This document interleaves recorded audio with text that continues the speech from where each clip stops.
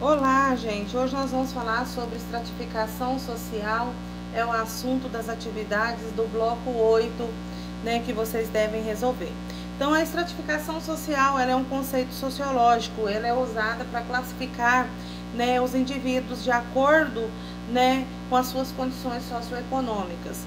Né, a estratificação social, ela tem como base, né, configurar uma determinada sociedade em hierarquias, né, e na formação também das desigualdades sociais. Saiba que em uma sociedade capitalista como a nossa não existe uma hierarquia estratificada, então, ou seja, que não possa mudar de uma classe para outra. Né? A nossa sociedade, dentro desse processo de estratificação, ela tem mobilidade social, ou seja, o indivíduo ele pode ascender uma classe social ou descender de acordo com os seus recursos econômicos, né? As hierarquias, né, dessa sociedade mostra bem claro para nós, para cada um de nós, as desigualdades, né, sociais e econômicas. Então, aqui no Brasil, o IBGE vai classificar as nossas classes como A, B, C, D e E.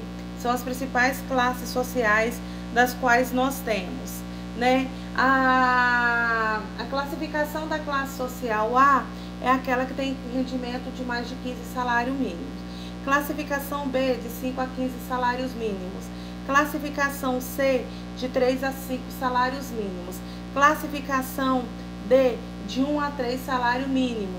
E classificação de até 1 salário mínimo é a classificação E. Então, nós percebemos que, de acordo com esses rendimentos, quando nós pensamos na sociedade brasileira, a gente percebe o quão desigual ela é.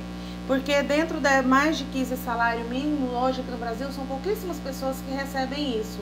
Então, a maioria da população brasileira, eu arrisco dizer para vocês que em torno de quase 50% da população brasileira fica com essa classificação de 1 a 3 salário mínimo.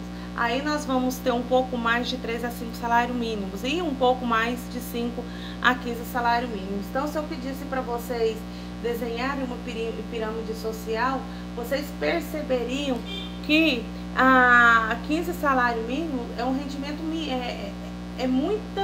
poucas pessoas, pouquíssimas, que recebem isso, né? Então, está centralizado lá na classe dominante, né? Na qual dita as normas de como nós devemos viver aqui embaixo, né? Então, assim, e quanto menos estudo, né, essa pessoa tem, quanto menos qualificação profissional essa pessoa tem, mais baixa é essa classificação, né, segundo essa estratificação social econômica.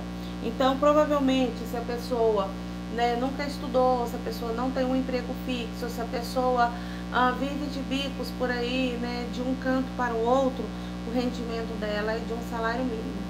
À medida que ela vai aperfeiçoando, né, a sua formação profissional, o seu trabalho vai melhorando e com isso o seu rendimento financeiro também vai melhorando e ela tem possibilidade de ascensão de classe social, tá? Então vamos deixar isso bem claro. Aqui no Brasil tem essa possibilidade dessa ascensão dessas classes. Então, quais são as principais características da estratificação social? Então, a estratificação é geral e variável, ela está presente em todas as sociedades. A divisão de recursos materiais, culturais, e isso é de maneira desigual. Então, alguns vai ter muito e outros vão ter pouco. Ultrapassa as gerações, então não depende unicamente da minha geração ou da sua geração. Normalmente, quem pertence à classe A já recebe esses bens das gerações anteriores, passando de geração para geração, assim como até mesmo a questão da pobreza, né? Deve ser encarada como particularidade de cada sociedade, depende muito da realidade das sociedades. Aqui no nosso caso, a estratificação tem o processo de mobilidade, ou seja, o indivíduo pode ascender e descender dentro de uma classe, dentro das classes sociais. Na Índia existem as estratificações sociais e, no entanto, não tem mobilidade, né? O sujeito nasce numa determinada classe e vai viver naquela até a morte, independente do que aconteça com ele. E não deve ser encarada como reflexo das diferenças individuais existentes dentro da sociedade. Primeiro que dentro de uma sociedade não deveria prevalecer a individualidade. tem que prevalecer o contexto social de todo mundo, de uma comunidade. Porque nós sabemos que, enquanto essa desigualdade é muito grande, isso significa que existem conflitos, divergências e cresce o processo principalmente de violência, né? E nós estamos aí, o Brasil passa por um momento muito difícil em relação a essa questão. Nós estamos tendo aí um crescimento avassalador de índice de pobreza, e isso tende a piorar, né, na medida que os programas sociais forem reduzindo pelo governo, né? Então nós temos muitos milhares de brasileiros que vivem abaixo da linha de pobreza, ou seja, ganha menos de $1 por dia. Nós temos outros que ganham muito, né? E esses que ganham muito são muito poucos. Então essa divergência, essa distinção, essa distância entre um e outro, né, da estratificação social, gera violência e é fruto de conflito também, de exploração de uma classe social sobre a outra. Aí, dentro desse contexto, nós temos duas formas de descrever essa estratificação social. Uma feita pelo Karl Marx e outra feita por Max Weber. Karl Marx, ele fala que a estratificação social está ligada direta com um modelo de produção e de divisão social do trabalho. Então nós temos, segundo Karl Marx, uma luta entre duas classes sociais distintas: a dona do meio de produção e o proletário, que somos nós, os trabalhadores.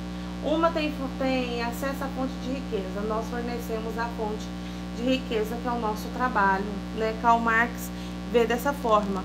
Então a burguesia é dona dos meios de produção e emprega a classe proletária, que somos nós, que é a força de trabalho, né, para vender ao mercado. Max Weber fala que o processo de estratificação acontece a partir das relações de produção, do status social, dos poderes políticos e econômicos que essas pessoas possuem, né, e das oportunidades que esses indivíduos têm dentro dos grupos aos quais eles pertencem. E ele fala que também as oportunidades de cada um de nós adquirirmos riqueza. E essas riquezas deveriam ser adquiridas pelo trabalho, né? Para eles, a oportunidade de ascensão social está diretamente ligada às variedades econômicas do mercado, né? Então é o mercado que vai promover essa facilitação ou dificultar o acesso do homem à riqueza. Nós sabemos muito bem que existem as possibilidades de pessoas conseguirem ascensão social através do trabalho honesto, trabalho, né, com muito afinco, nós sabemos disso. Mas isso ocorre em uma grande minoria da sociedade, enquanto uma grande maioria passa a viver eternamente vendendo a sua força de trabalho. E nós sabemos ainda, voltamos ao contexto de Karl Marx, que nós deveríamos negociar a nossa força de trabalho, né? O certo seria isso, porque nós somos dono dela. No entanto, quando você pega o contexto de um Brasil onde tem mais de 13 milhões de pessoas desempregadas, né, e nós temos um sistema produtivo bem restrito, a gente percebe que nós não somos capazes de negociar a nossa força de trabalho.